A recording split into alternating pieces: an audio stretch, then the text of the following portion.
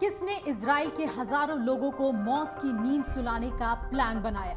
किसने सबसे सुरक्षित आयरन डोम सिस्टम को आसानी से फेल कर दिया और कुछ मिनटों में 5000 रॉकेट्स दागकर इजराइल में तबाही मचा दी?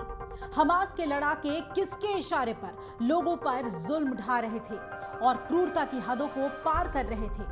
वो शख्स खान यूनिस का कसाई कहलाने वाला याहवा सिनवार है, जो इजराइल सेना का मोस्ट वांटेड टारगेट बन चुका है। याहवा सिनवार को मार गिराने के लिए इजरायली सेना सरगर्मी से उसकी और उसके लड़ाकों की तलाश कर रही है। हमास की नौसेना इकाई नुकबा का कमांडर बिलाल अल-केदरा, हमास की वायुसेना के मुखिया अबू मदाद और कमांडो फोर्स के मुखिया अली कादी को मारने के बाद इजराइल के प्रवक्ता लेफ्टिनेंट कर्नल हेच ने बताया कि अब बारी याहवा सिनवार की है। इजराइल के 1300 लोगों की हत्या, अपहरण और नरसंहार के लिए सिनवार को ही जिम्मेदार माना जा रहा है। हेच ने सिनवार की तुलना ओसामा बिन लादेन से भी कर दी है और कहा कि हमास का मास्टरमाइंड यही है। जिन फिलिस्तीनियों को ये इजराइल का सहयोगी मानता है, उन्हें मौत के घाट उतार देता है। इसी वजह से ये खान यूनिस के कसाई के नाम से मशहूर है। हेच ने यह भी बताया कि हमास का हम ऐसा इंतजाम करेंगे कि वो आगे कभी नरसंहार नहीं कर सकेगा। इजराइल और फिलिस्तीन के बीच चल रही जंग 9वें दिन और विनाशकारी साबित हो सकती है।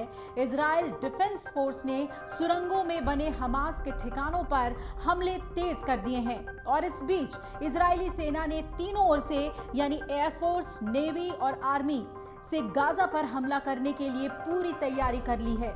इजरायली डिफेंस फोर्स यानी आईडीएफ बड़े ऑपरेशन के लिए पूरी तरीके से तैयार है, लेकिन अमेरिका अभी इस ऑपरेशन को लेकर झिझक रहा है। ऐसा कहा जा रहा है कि अमेरिका से हरी झंडी मिलने में हो रही देरी की वजह से इजराइल का ग्राउंड ऑपरेशन शुरू नहीं हो पा रहा है।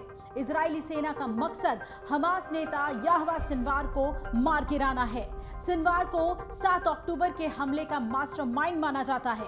ऐसा कहा जा रहा है कि हमास नेता याहवा सिनवार को मारने के लिए ही 10,000 इजरायली सेना गाजा पट्टी में भेजे जा रहे हैं। इजरायली रक्षा बलों के एक प्रवक्ता ने सिनवार को फिलिस्तीन का ओसामा बिन लादेन भी कहा और उसे बुराई का चेहरा बताया। आईडीएफ के प्रवक्ता हेच ने कहा कि हम तब तक चैन से नहीं बैठेंगे जब तक हम उसे ढूंढकर मार नहीं गिराते।